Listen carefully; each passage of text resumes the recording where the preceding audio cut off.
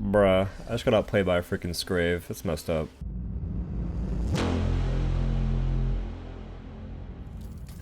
How's it going, guys? Doe here, and today I'm talking about a sword build, and in this video I'll be discussing the build a little bit, but I'll mostly be talking about how to play the build and how I suggest playing the new sword and its new mod. And keep in mind, I do get hit a couple times on some of the bosses because I just woke up and they were outplaying the freaking heck out of me. Like, what can I say? They're gamers. Anyway, y'all, let's get into it. For the build, I have the Hellion Sword, which again is a very strong weapon in Dauntless currently. And for my mods, I have Reactive Hilt. My special is Valiant Overdrive. The reason for this is because I view Valiant Overdrive as a better special on most fights. It gives you mobility, and you get a lot of damage, and you can freely dodge if you want to during the special. And the mod is good because Reactive Hilt is kind of insane. So in the wording it says dodge attacks always critically strike.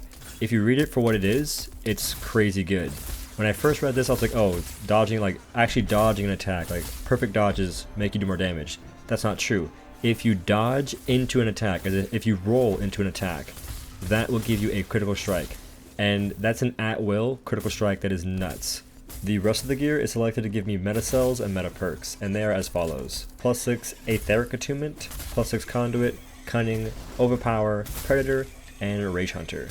So pretty much a decent chunk of these cells are good in every single fight, and that includes Predator, Overpower, and Aetheric Attunement. And these cells are pretty much what you want to have in general. It's not a guarantee you should have this kind of build for every single fight, but for most fights it will definitely do the job.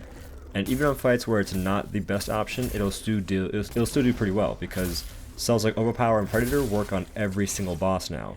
Overpower used to not work on Resecurity, but now it does, so every single boss is effective at Overpower. And Predator is just increasing damage, not getting hit, so that also works on every single boss. So these cells in general are just really good to have. And the last piece in this gear set will be my Jurassic Lantern, and like I said before, this lantern is pretty much the go-to in most cases. The exceptions are for axe players that want to have more attack speed, or for repeater players that want to have more attack speed as well. But most of the time, if you're playing anything else, you want to have Jurassic.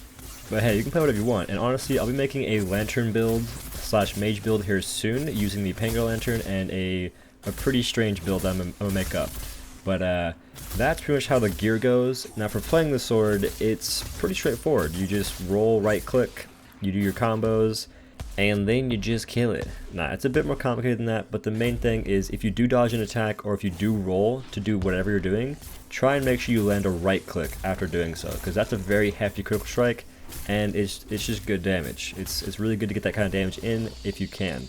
Now the other cool part is, so if you dodge or if you roll, you get a critical strike for your next attack, right?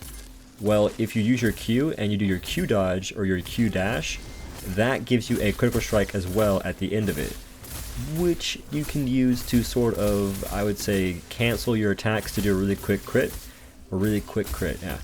And it's just a really good thing you can keep in mind, because otherwise, I don't normally use my Q to do much, maybe gap closing or running away, but you can actually weave it into your attacks, right? You roll right click, do a full set of right clicks, so that's 3 right clicks, and then you Q at the end to engage your next combo with a guaranteed crit at the start.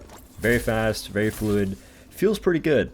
It reminds me of playing Wildstar with, like, you know, rotations, kind of, so it's a good feeling to do that and to weave it in. And that's pretty much the end of the video, guys. If you liked it, it helps me out a ton. If you don't want to, that's fine. But thank you for watching the video so far. I appreciate you. And if you want to check out my Twitch, because I do stream on Twitch pretty regularly. It's every Wednesday through Saturday from 7 p.m. Central to 11 p.m. Central.